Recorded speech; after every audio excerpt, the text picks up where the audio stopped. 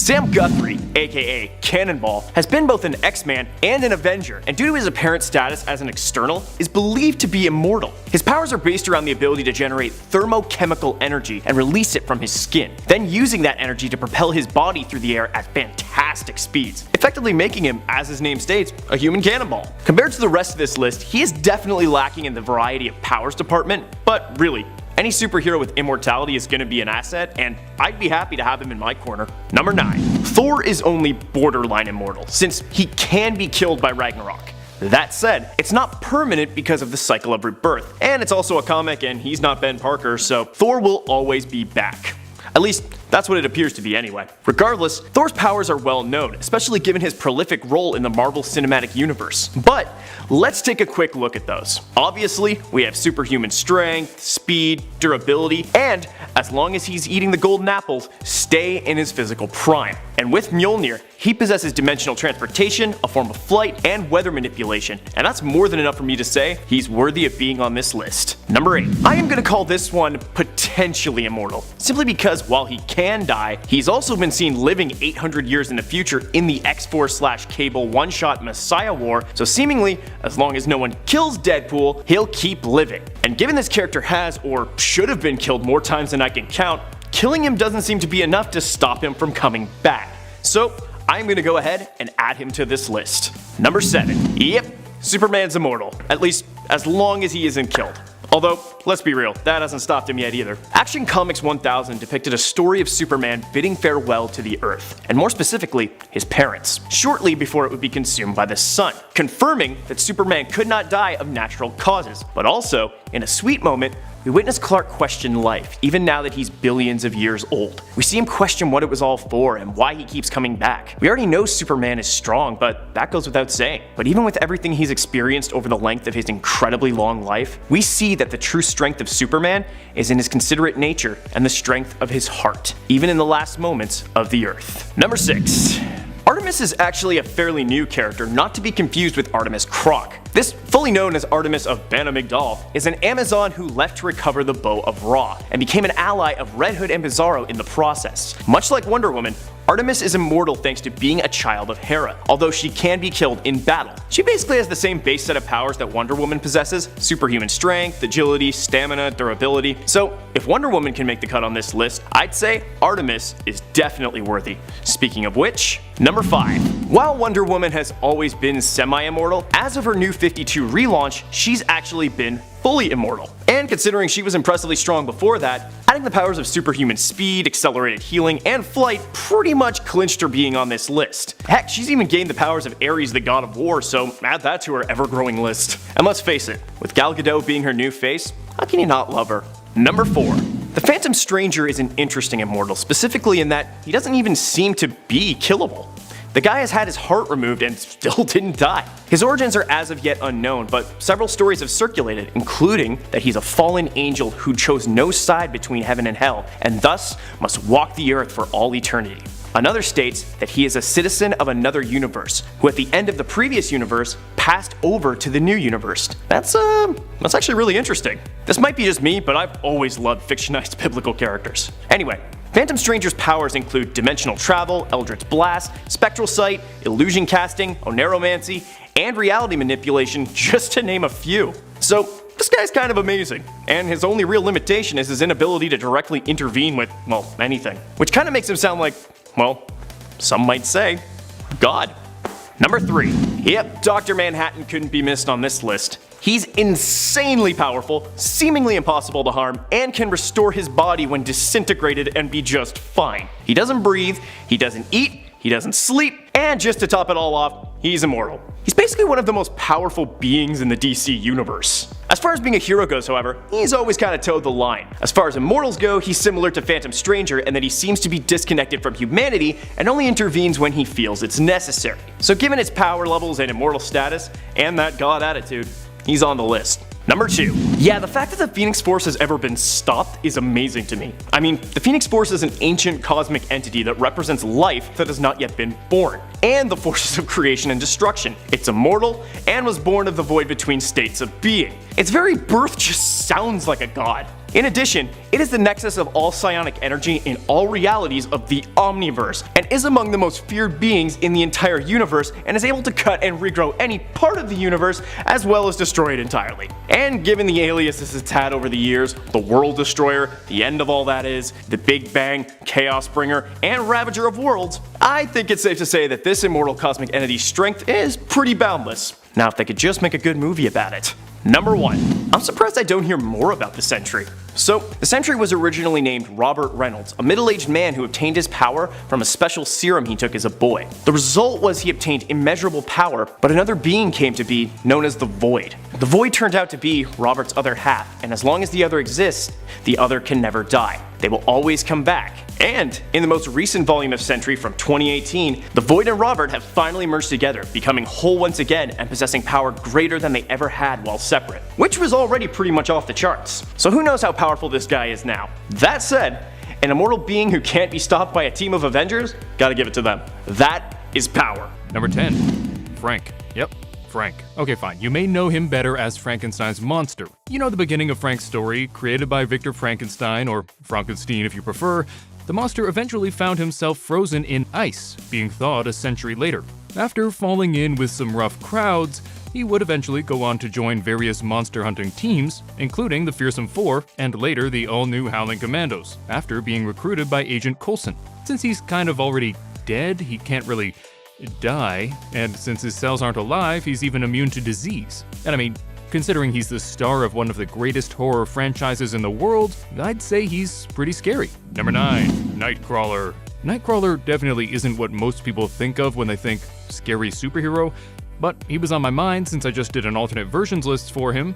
A link down below, maybe? That said, he's definitely one of the freakiest looking heroes out there, largely because of his demonic heritage. Now look, I'm no bigot, but the dude definitely looks like a demon, which is fine in comic books, but if I ran into him in a dark alley, I would not be pleased, especially if he suddenly teleported behind me. He also ticks the Immortal box since he already died and had to sacrifice his soul to come back to life, which sounds kinda selfish, but it was actually for the greater good.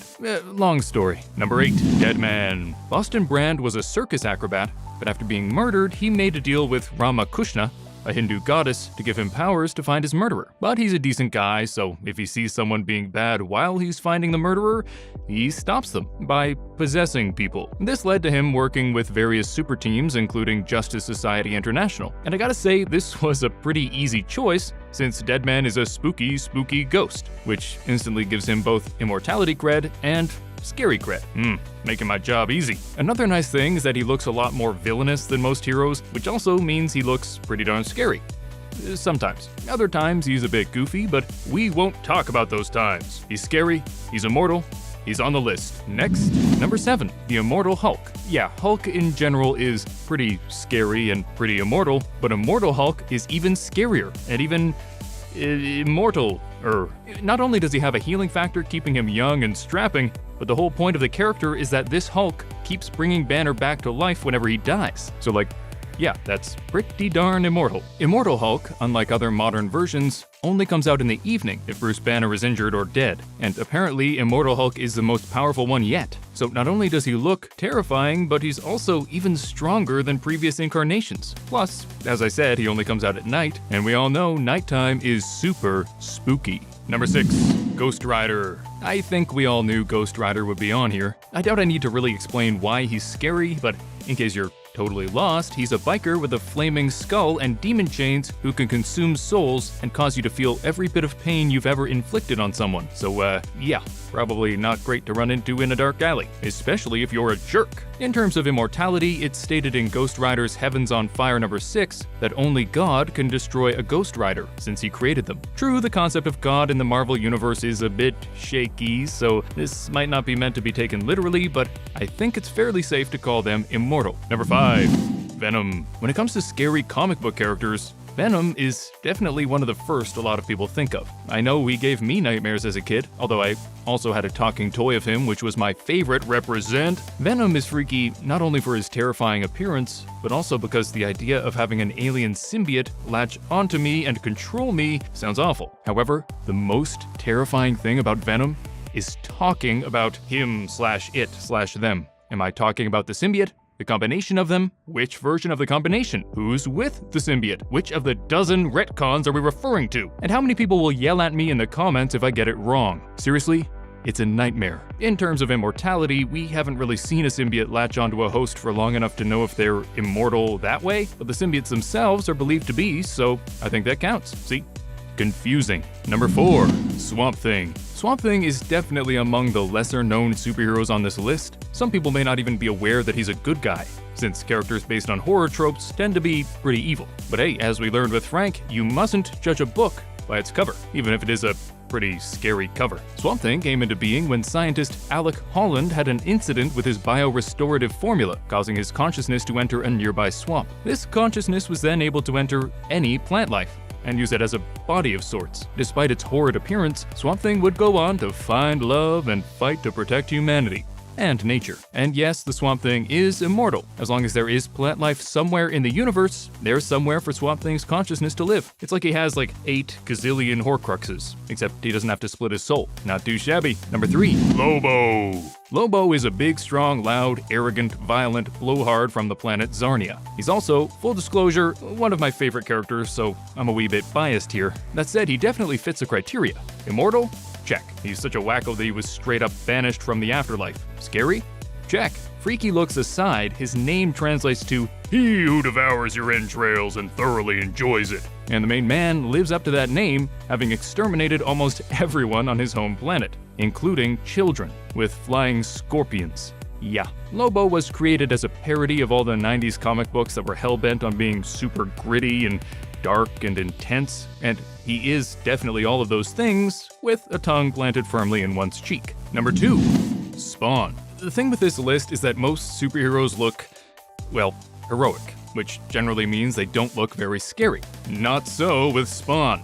Al Simmons was a cop who was murdered and sent to hell, only to make a deal with Malebolgia to become a Hellspawn, in exchange for seeing his wife one last time. And he's pretty darn cool. Sure, the 97 version looked a bit more like a WWE character than Demon Spawn, but if you want any proof that he's a scary dude, check out the trailer for the 2020 reboot, because my goodness, he terrifying.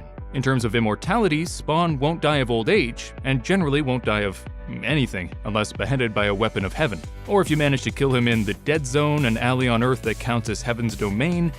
So like, you should probably avoid that alley, or he'll get murdered by homeless men again. True story. Number 1, Deadpool. That's right, nerds. I don't care that I've talked about him a million times on this channel. If you give me an opportunity to slap Deadpool onto a list, I'm slapping him onto the list. For the 3 people who somehow don't know by now, Wade Wilson is a wisecracking mercenary who, through an experimental treatment, gained absurd regenerative abilities, to the point where he basically can't die. And why is he scary? Well, because his skin looks like this. Yeah, those are tumors. You're welcome. Plus, he isn't exactly the most stable person, so you kinda gotta watch your back even if he is your friend.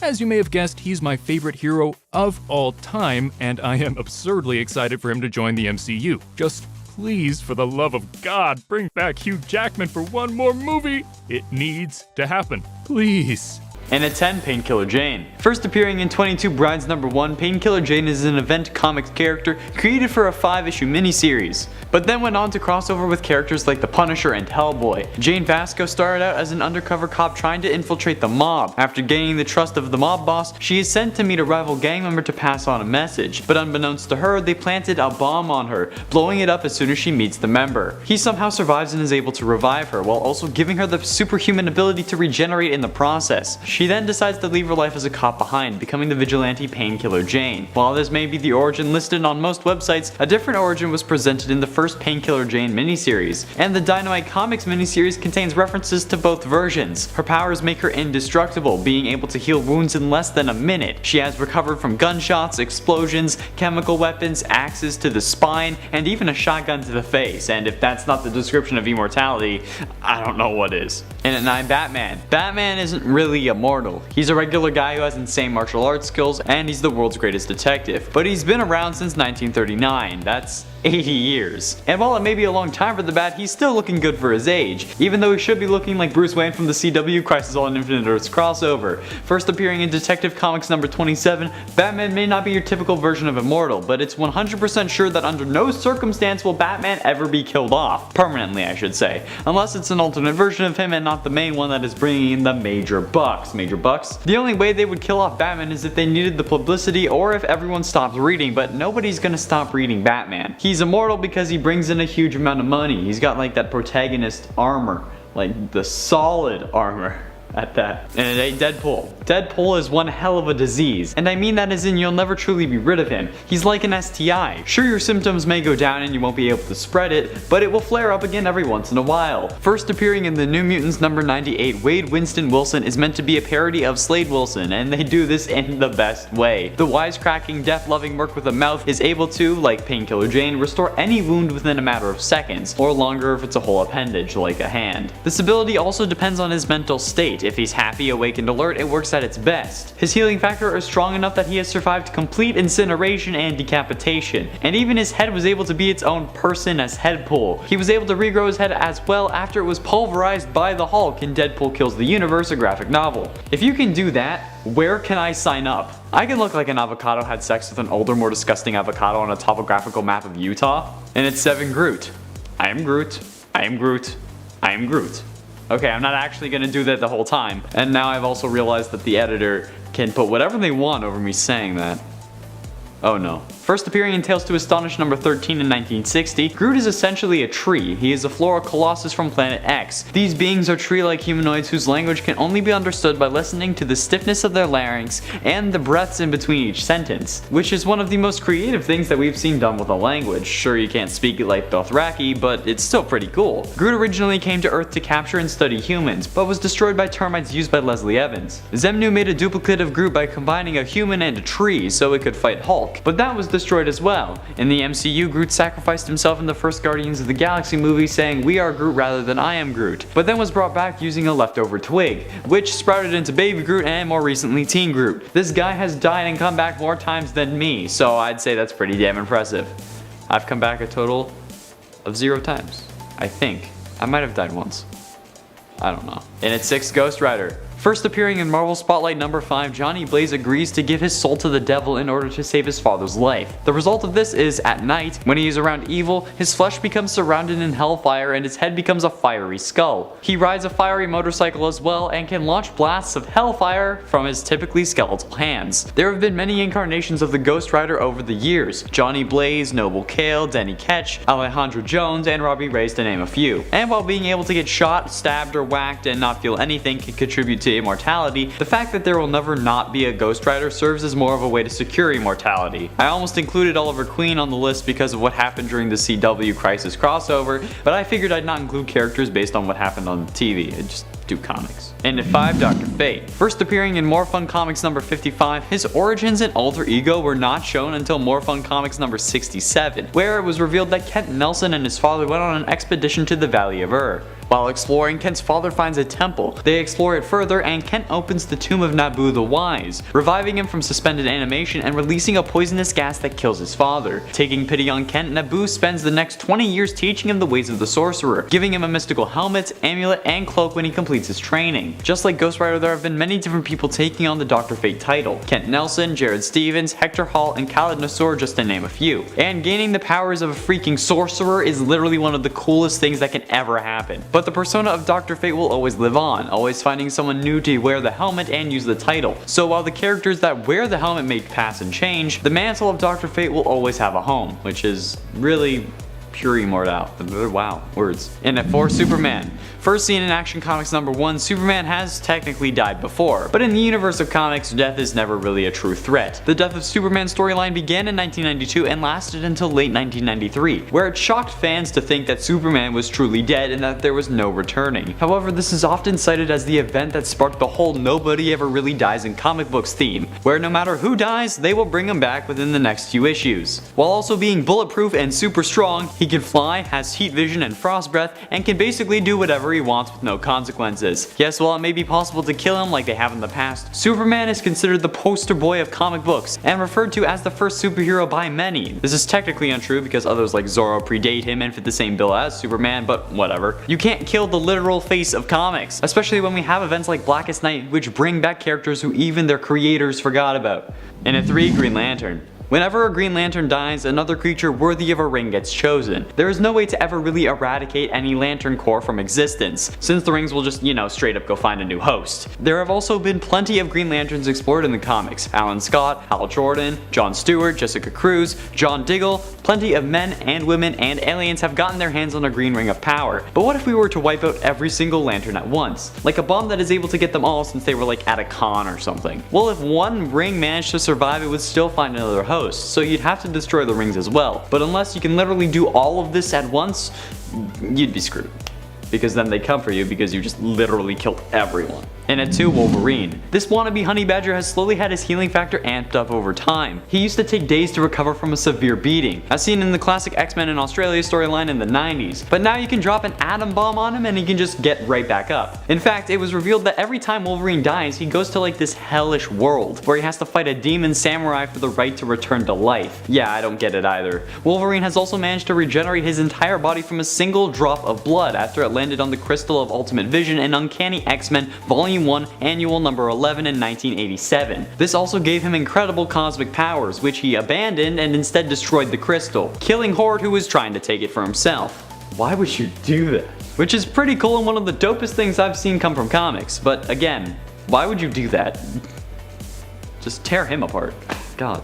Finally, in at number 1, Mr. Immortal. How can I not finish this list off with the guy whose name is literally immortal? First appearing in West Coast Avengers Volume 2, number 46 in 1989, Craig Hollis was visited by the entity known as Death Urge, shortly after his birth and the death of his mother. This entity started urging Craig to do dangerous things, while his father thinks it's just an imaginary friend. Eventually, as Craig calls him Dirge, convinces Craig to set his house on fire and hide beneath it. This event kills his father and Dirge leaves. He gets put in foster care with an abusive father, but grows close to his foster sister. They fall in love, but is torn away when she offs herself. This causes Dirge to come back, and Craig asks him to kill him as well so that he can be with her. Dirge refuses because he's just a dick. But this doesn't stop Craig, who tried to fulfill his wish by jumping off a building, only to realize he can't die. He uses this ability to become a superhero, and as his first outing as Mr. Immortal, he's shot and left for dead. He decided he needed a team to make better use of his abilities, so after putting an ad out on Craigslist, he founds the Great Lake Avengers. A superhero who can't die but wants to? That sounds pretty interesting to me. Number 10, the Spectre.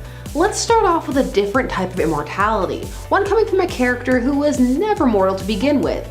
Kinda. The Spectre first appeared in More Fun Comics number 52 back in 1940. Now the Spectre, because of this, dates all the way back to the Golden Age. At first, the Spectre was Jim Corrigan, a man whose soul was denied entry into the afterlife by a being known as the Voice, and is instead sent back to fight evil. This, however, was after he was murdered. He would create a costume and call himself the Spectre. However, the version fans would become more familiar with, and who would become the more iconic, was the Silver Age version, which would tweak the Spectre to a spirit of vengeance, who would possess hosts and have them act as a vessel for delivering his brutal brand of justice. This way, you could still also have the Jim Corrigan backstory, but the Spectre could also possess other characters, like for example, Hal Jordan. He was the Spectre after he snapped and killed the entire Green Lantern Corps and Sinestro.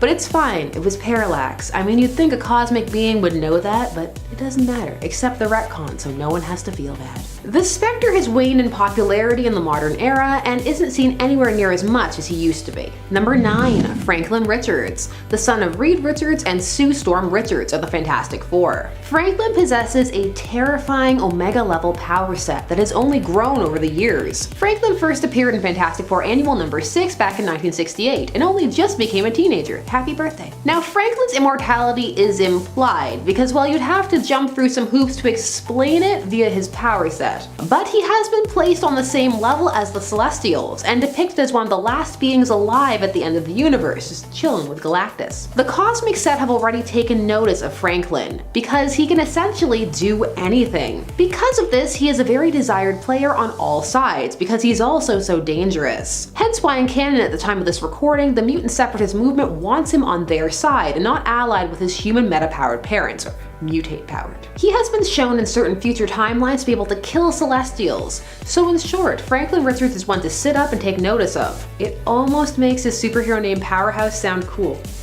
Almost. Number 8, the Hulk. The Hulk is currently, at the time of this recording, in a comic called The Immortal Hulk. And it means what it says. The Hulk is immortal. And this isn't the only time he has been depicted as such. In the very depressing storyline The End, he was shown to be the last person on Earth, utterly alone after his counterpart Bruce Banner died. Hulk is loneliness there is. In the Immortal Hulk, Banner cannot die properly and instead is dragged back to life by the Hulk if his form is killed. The transformations in this comic are depicted as monstrous and Cronenberg-esque, and the punishment the Hulk can take is immense, such as having his whole body cut up and separated into jars. This is while his mind stays intact and he can just watch what's happening to him. There are some truly horrifying prospects attached to proper immortality. The run started off as a really solid horror and then kind of started diving into multiple personalities and a companion who wanted to be the Hulk because he was allowed to be angry. Remember when the Hulk was sent to space? How about his friends and allies and how they fear him and never really trust him? How about how he lives life, drifting from place to place? How he's a danger to people that love him? The right to be angry. Okay. In at number 7, the Phantom Stranger. This is another cosmic entity, and this one with no origin by design. Who is the Phantom Stranger? No one knows. The Phantom Stranger first debuted in Phantom Stranger #1 all the way back in 1952. Who is he? Well, he is a mysterious figure who just kinda shows up when he is needed. Sometimes, not all the time. He also has abilities that can do what is needed, most of the time. And of course, he is vague and cryptic, for sometimes not even he knows why he was drawn to an event. Because of how vague all of this was, not only has the Phantom Stranger been depicted very differently depending upon the writer, but he never really caught on too well. It's hard to get attached to a mystery person who shows up sometimes cuz. He did show up that one memorable issue though where Superman became a marine vampire. Never forget.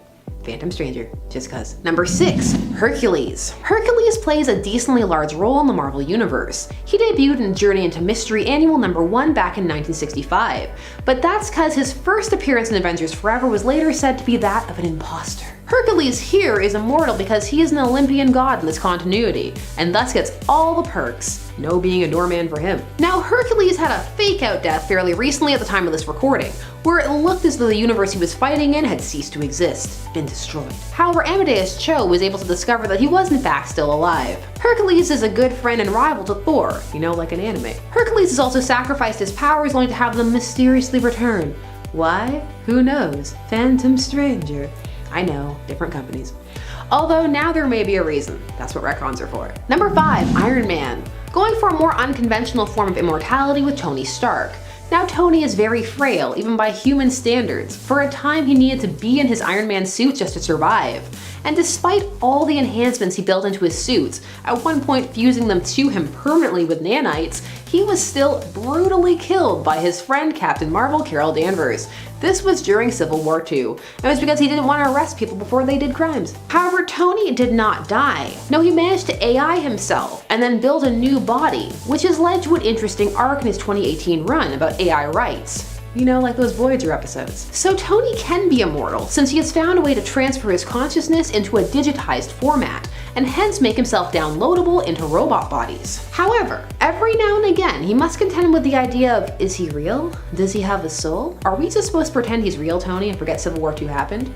Probably. Number 4, Wonder Woman. Wonder Woman is an interesting case because no matter the origin, there is always at least implications, if not the downright statement, that she is immortal. Be she made of clay or the daughter of Zeus. Indeed, for a time, all Amazons on Paradise Island, later renamed Themyscira, were said to be immortal. Diana is a goddess and a warrior, and a compassionate leader, walking an intriguing balance of kindness and pragmatism. That is hard for all writers to capture. And of course, she is a staple in some of those "it's a dystopian future, but Wonder Woman is still here" stories. This is part of why some fans love pairing her with Superman. As while it varies, he is definitely more long-lived than most mortals. Number 3, Thor. Thor is meant to be immortal as he is a god from Asgard, but Thor keeps dying. Now, he is meant to be extremely long-lived, but for all intents and purposes immortal. However, Thor has been killed on more than one occasion, most recently by Captain Marvel. Carol Danvers. Thor's deaths are unique as well, for they play on his mythological origins. So instead of just vanishing, he goes to Valhalla or other realms and can continue to have adventures there. So there is the idea that even if he's gone, he's not fully gone, and people know where to go get him. Number 2, the Sentry. The Sentry is immortal. Don't ask how, they explain it, but just let it be. He took a serum that places molecules a second or two ahead in time. This activated a photosynthetic Superman-style response, which allowed him to store energy and power himself.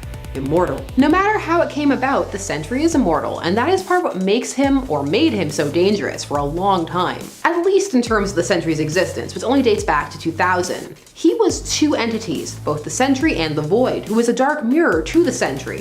So if he existed forever, so too did the Void. It was part of why the Marvel Universe was made to forget about him, which was the crux of his retconned-in origin story. At the time of this recording, his two halves have fused, reconciled. Where does it have to go from there? We shall see. And in at number 1, Dr. Manhattan. John Osterman's whole life changed after the accident that transformed him into Dr. Manhattan. He was the Watchmen universe's only superpowered man, a being of pure energy who recreated himself outside of time and space, and changed everything. Dr. Manhattan has only grown more and more distant from people and the world, largely because he can exist outside of time, seeing all of it simultaneously. He is completely immortal and omnipotent. And of course, there was Doomsday Clock, which brought the Watchmen and DC universes into proper contact with each other, and which essentially concluded with there's gonna be more timelines and crises and a crossover.